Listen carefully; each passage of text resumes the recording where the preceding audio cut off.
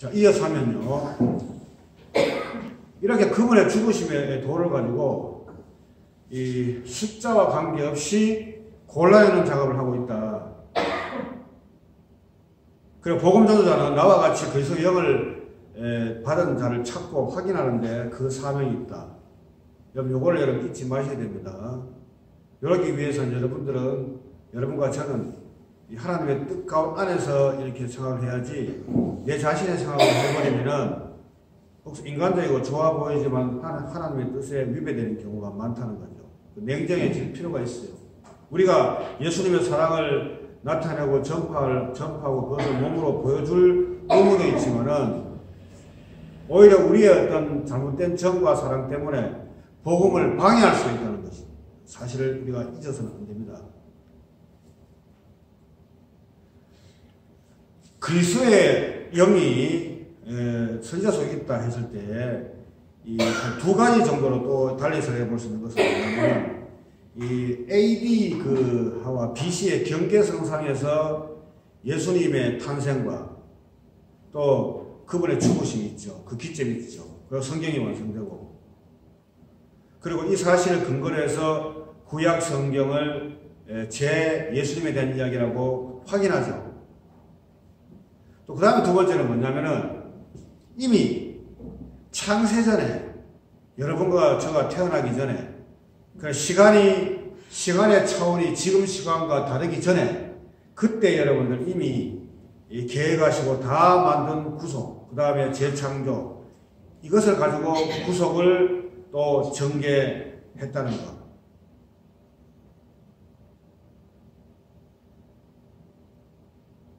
이건 어떤 것을 이야기해도 관계없어요. 왜냐하면 예수님 중심이기 때문에.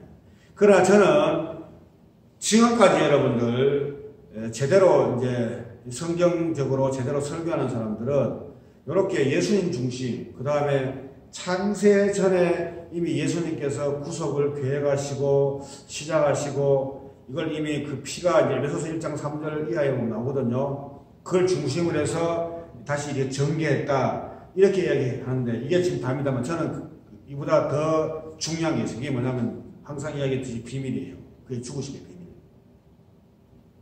이미 창세전에도 그 죽으심의 비밀이 있었고, 십자가 완성하고 난 후에도 계속 비밀이 있었던 거예요.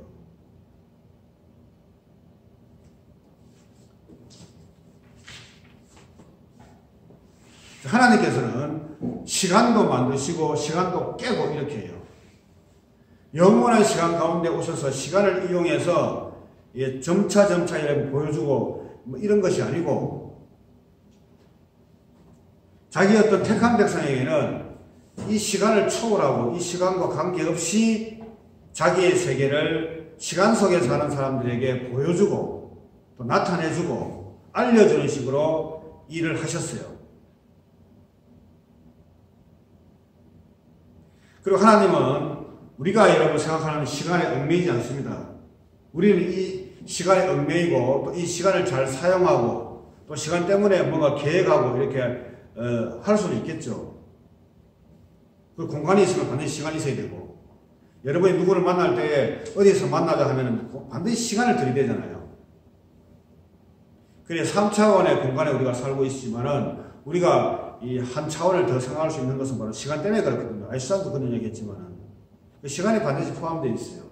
그런데 이 시간을 하나님께서는 깨고 들어오셔가지고 우리에게 자기의 세계, 다 다른 차원의 자기의 세계를 알려주기도 하고, 또 우리는 그 차원을 이제 알았지만은 그래도 시간 속에 매여 있기 때문에 시간과 더불어서 함께 또 나가게 되고, 그래 이게 여러분들 이런 어떤 그 진행이 중요한 것이 아니고, 이 시간도 중요하지만 더 중요한 게 뭐냐면은 과연 복음의 내용이 어떻게 나타나지는가. 바로 비밀리에 나타나져 가지고 같은 군중 속에서, 같은 이스라엘 속에서, 같은 교회 속에서 같이 믿는다는 그 속에서 복음, 예수 그리스도의 죽으심의 도가 전해질 때에 그때 확실하게 여러분은 나타나지는 것. 어떻게 구분되어지는 것. 당장 하루 만에 그런 것이 아니라 시간을 두고, 시간을 이용해, 우리가 볼 때 시간이지만은 위에서 볼 때는 이 시간 아무 시간도 아니에요. 여러분 영화 인스텔라에 보면은 같이 여러분들 그 어떤 행성을 갖다 탐구하러 갔다가 중간에 여러분 서가지고 블랙홀에서 가장 가까운 별 있죠. 거기에 탐사로 2명이 빠져나가잖아요. 다른 우주선을 타고. 그런데 한 3시간 만에 돌아왔는데 그 안에 혼자 남아있던 그 흑인 있죠. 그때가 20대였는데 와보니까 벌써 나이가 한 45대 있어요.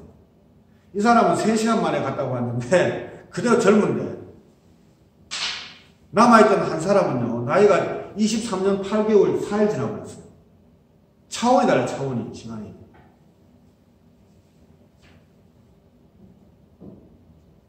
우리는 그 저기 뭐고 빨리 갔는데 우리는 1초 가면 그 다음에 1초잖아요. 그런데 그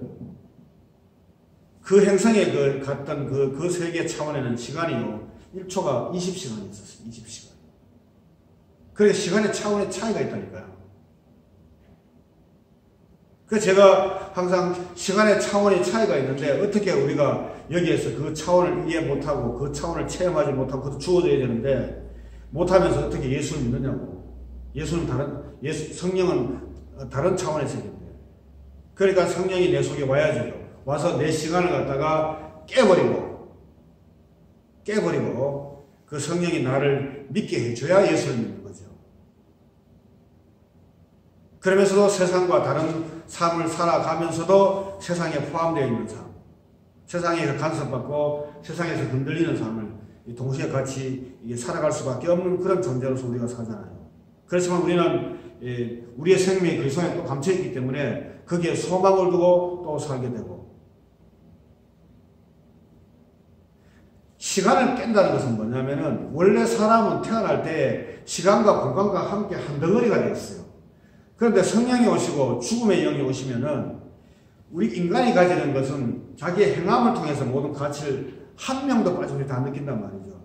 그 원래 인간의 어떤 그 행함의 가치와 인간의 소망에 대한 희망, 이걸 다 깨고 온다는 것이에요.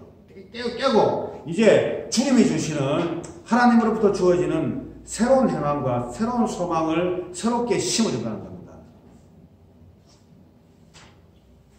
그래서 인간이 의식하는 어떤 그 시간과 함께, 인간이 여러분 행함과 함께 구속을 우리 주님 만들지 않아요. 무조건 자기가 주도해요.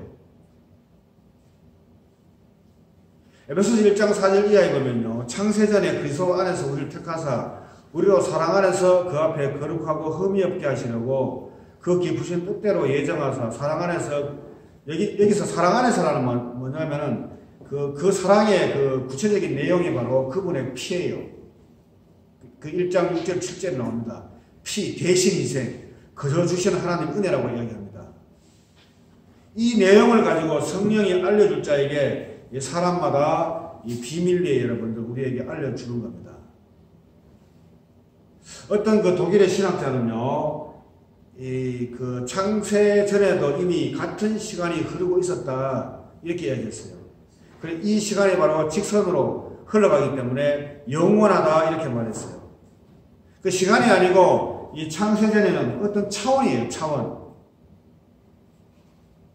그 인간이 그렇게 차원이라고 우리가 말은 할 수 있잖아요. 이해는 안 되고 직접 체험하고 그것을 마음대로 나누고 쓸 수는 없는 차원이거든요. 그래서 만약에 우리가 시간과 함께 어려운데 시간과 함께 구속을 이야기해버리면은 원래 아는 의식 안에서 생각하는 예수님, 하나님의 나라가 되기 때문에 이것은요, 잘못된 겁니다. 인간의 행함도, 인간의 시간도, 인간의 행함도 하나님의 구속에 함께 여러분들 포함되어 버려요. 그래서 베드로가 예수님 십자가 기는 길에 따라오니까 예수님께서 굳고 여러분들 거부해 버리잖아요. 같이 나와서 내가 이 일을 하고 있는데 네가 죽지 못할 만큼 나에게 위로를 해주고 내가 잘 갈 수 있도록 옆에서 이렇게 보조 역할을 해라. 그게 아니고 오히려 너는 나를 따라오지 못하고 오히려 너는 나라가 3번이나 더 저주할 것이다. 절대로 인간의 어떤 조그만 어떤 열정과 정성과 어떤 그런 것들도 절대로 안에 집어넣어 주질 않아요. 혼자 다 해요.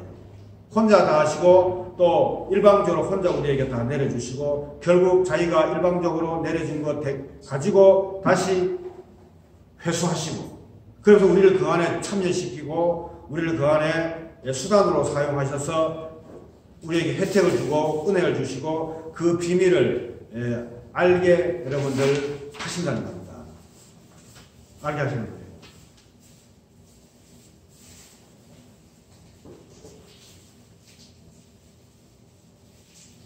그래서 예수님은요, 이 땅에 오셔가지고 구약의 그 말씀과 더불어서 또 새로운 계시를 가지고 오셨어요. 새로운 계시를 가지고 오셔가지고 우리에게 하나님 나라를 충분하게 여러분들 설명해 주고 있습니다. 요한복음 17장의 마지막으로 요한복음 17장 보면은 우리 그 예수님께서 요한과 그리고 베드로와 요한의 형제, 야곱의 형제를 데리고 변화산에 올라갔는데 그때 산이 확 변해버려요. 마치 그 천국의 세계처럼 그렇게 확 변해버립니다. 근데 그게 너무 좋아가지고 베드로는 뭐 집을 지어서 삽시다 할 정도로 그렇게 좋았던 모양인데 그때 보면 옆에 엘리야하고 모세가 여러분들 나타나요. 제가 볼 때는 땅의 대표가 그 야곱의 형제와 그리고 베드로 같고 하늘의 대표가 바로 모세 엘리야 같아요. 근데 모세 엘리야가 거기 나타나서 했던 단 한마디 말했어요. 뭐냐면은 저분이 바로 예루살렘에서 죽으실 분이다 그랬어요. 대신 희생. 그것을 확인하고. 이미 알고 있었어요. 근데 구체적으로 누구냐는 잘 몰랐죠. 근데 그때 나타나 보니까 바로 땅에서 나시고 죄 있는 모양으로 오신 하나님의 아들이 거기 계시니까 구체적으로 그때 여러분들 눈으로 확인하면서 아 저분이구나. 저분이 바로 예루살렘에서 돌아가실 분이구나. 그래서 미리 우리가 알았던 그 그리스도의 영으로 알았던 그 예수님이 바로 저분이구나. 구체적으로 그렇게 여러분들 알고 저분이 또 완성하시는 분으로서 확인하는 과정에서 거기에 여러분들 나타난 겁니다. 그러나 베드로와 요한은 아직까지 그걸 몰라요. 몰라가지고 뭐 자기 원하는 대로 원래 처음에 여러분 예수 믿으면은 하는 일이 전부 다 자기에 관한 이야기예요. 뭐를 잘 되게 해주시고 편안하게 해주시고 내가 앞으로 미래 뭐 해주시고 맨날 요구하는 것밖에 없어요. 그 복음을 제대로 몰라서 그럽니다. 복음을 제대로 알면 나의 모든 소망, 나의 모든 시간이 다 깨어지고 주님이 주시는 소망과 생명으로 다시 새롭게 변해요. 그래야 그 사람이 바로 복음인 비밀의 영을 받은 사람이라고 할 수 있겠습니다. 그리고 그리스도의 영을 제대로 받은 사람이라고 할 수 있겠습니다. 여기까지 하겠습니다.